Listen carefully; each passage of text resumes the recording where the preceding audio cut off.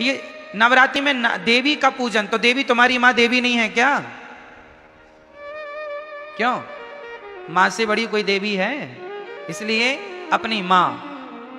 कई लोग ना अभी इस नवरात्रि में तो नहीं, जो अगली नवरात्रि आएगी वो नवरात्रियों में, उस नवरात्रियों में लोग माता जी घर घर बिठाते हैं, हर गली चौराहे में माता जी बैठती हैं ना। हम कहते हैं कि आप मिट्टी की माता जी बनवा के बिठाते हैं, अच्छा है, सम्मान कीजिए, श्रद्धा रखिए, अच्छा है, सब ठीक है।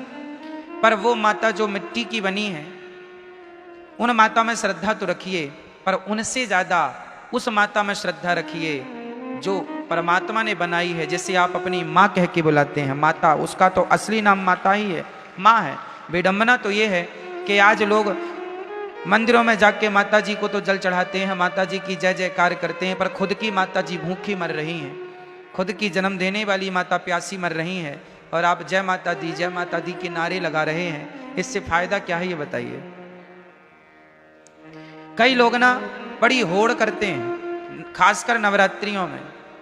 क्या होड़ करते हैं कि उन्होंने भंडारे में 50,000 खर्च किया, हम 1 लाख का भंडारा करेंगे। उस कॉलोनी में 2 लाख का भंडारा हुआ, हम 3 लाख का भंडारा करेंगे। क्या होगा इससे? तुम देवी को खुश कर लोगे? अरे ये ना देखो कि भंडारा कितना बड़ा करना है।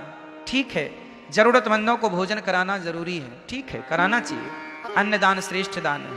पर ये मत भूलिए कि आप अपनी 50,000 का भंडारा तो आप करा रहे हैं, सबको खिला रहे हैं, पर खुद की माँ बुढ़ापे में अलग बनाकर खा रही है, तो आप कौन सी देवी को खुश कर रहे हैं? क्या आपके इस व्यवहार से आपकी खुद की माँ भूखी मर रही है और आप सबको भरपेट भोजन कराएं, क्या आपके इस व्यवहार से माँ भगवती प्रसन्न हो जाएगी? इसका विशेष ध्यान रखना चाहिए। और हम सभी को इंसानों को भगवान मानना चाहिए। किसको भगवान मानना चाहिए? हमारी माँ भगवान है, हमारे पिता भगवान है, हमारे पति भगवान है, हमारे गुरु भगवान है, हमारे अतिथि भगवान है। जो इनमें भगवान का दर्शन कर लेगा वो फिर पत्थरों में भी ईश्वर का दर्शन कर लेगा। जो इंसानों में ना कर पाया वो पत्थर कभी नहीं पूजता रहे, झूठा पूज रहा है, झूठे ही है ना। कबीर जी लिखते हैं कि पाहन पूजे हरि मिले, पाहन मीन्स पत्थर होता, पाहन पूजे हरि मिले, तो मैं पूजू पहाड़, तासे तो चक्की भली, जो पीस खाए संसार। पत्थर ही पूजना है तो तुम्हारी चक्की भी पत्थर की होती है, उसी को पूज लो, क्योंकि वो तो कम से कम तुम्हें आटा देती है पीस के। पत्थर ही पूजने हैं तो चक्की को क्यों नहीं पूजते? तो पत्थर पूजने की बातें नहीं है हमारे सनातन धर्म में। हमारे यहां मंदिर बाद में बने हैं। सनातन धर्म की गहराइयों को समझना पड़ेगा। कई लोग कहते हैं सनातन धर्म में तो पत्थर की पूजा होती है। ना जी, हमारे यहां पत्थर की पूजा नहीं होती। किसकी पूजा होती है वो मैं आपको आज स्पष्ट कर देता हूं। सुनो, हमारे वेद कहते हैं, पहला वाक्य है मातृदेवो भव, पितृदेवो भव, आचार्य देवो भव, अतिथि देवो भव। ये 4 वाक्य वेद का पहला मंत्र है। ये वेद यहां से शुरू होते हैं। पहली आज्ञा वेदों की क्या है?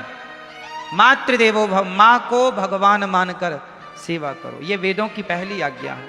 पिता को भगवान मानकर उनकी सेवा करो, ये वेद की दूसरी आज्ञा है। अतिथि को भगवान मानकर सेवा करो, ये तीसरी आज्ञा है। और गुरु को भगवान मानकर सेवा करो, ये चौथी आज्ञा है। अब सोचो, ध्यान से समझना, जो व्यक्ति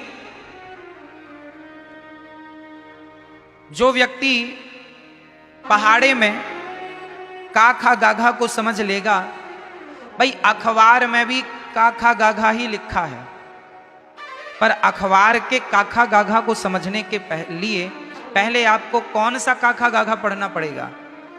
स्कूल में जाकर, स्कूल में हमें बुक मिलती है, उसमें जो काखा गाघा लिखा है उसको पहले मास्टर जी समझाते हैं। जब आप स्कूल जाके काखा गाघा समझ लेंगे तो फिर अखबार का काखा गाघा समझ में आ जाएगा। यदि स्कूल में काखा गाघा समझ नहीं पाए तो अखबार आप पढ़ नहीं पाएंगे। अखबार पढ़ने के पहले आपको स्कूल जाके पढ़ना पड़ेगा। जो स्कूल ना जा पाए, जो नहीं पढ़ पाए, वो आज भी अखबार नहीं पढ़ पाते। क्यों जी? सत्य है। अखबार पढ़ने के पहले क्या पढ़ना पड़ेगा? स्कूल में जाके आपको अपनी शिक्षा पूरी करनी पड़ेगी, तब कहीं जाकर हिंदी का बोध होगा, तब हिंदी का अखबार पढ़ पाएंगे। इंग्लिश का बोध होगा, इंग्लिश का अखबार पढ़ पाएंगे। उर्दू का बोध होगा, उर्दू का अखबार पढ़ पाएंगे। अखबार पढ़ने के पहले कुल मिला के आपको पहले स्कूल जाना पड़ेगा। क्या ये बात सत्य है? बोलो हाँ या ना। उसी तरह जैसे स्कूल में काखा गाघा समझ लिया एक बार, उसके बाद दुनिया में कहीं काखा गाघा लिखा हो हम तुरंत समझ लेंगे। और स्कूल में नहीं समझा तुमने काखा गाघा, तो फिर जमाने में लिखा तो है, तुम समझ नहीं पाओगे कि लिखा क्या है। आप देखो यहां बहुत कुछ लिखा है, कौन समझ पाएगा? जिन्हें अक्षरों का ज्ञान है। ज्ञान ही नहीं है, 52 अक्षर का कोई ज्ञान नहीं है, नॉलेज नहीं है, तो लिखा तो बहुत कुछ है, कहां कोई पढ़ पा रहा है। उसी प्रकार जैसे अखबार पढ़ने के पहले हमें स्कूल जाकर पढ़ना पड़ता है, उसी प्रकार पत्थर में भगवान है, पर पत्थर के भगवान को देखने के पहले अपनी माता के अंदर भगवान को देखना पड़ेगा, पहले अपने पिता के अंदर भगवान को देखना पड़ेगा। जो माता में भगवान को देख सकता है, जो पिता में भगवान को देख सकता है, जो गुरु और अतिथि में ईश्वर को देख सकता है, वही पत्थर में भी भगवान को देख सकता है। जो माँ में भगवान को ना देख पाया, उसे पत्थर ही दिखेगा, तुम कितना भी पूजा करो।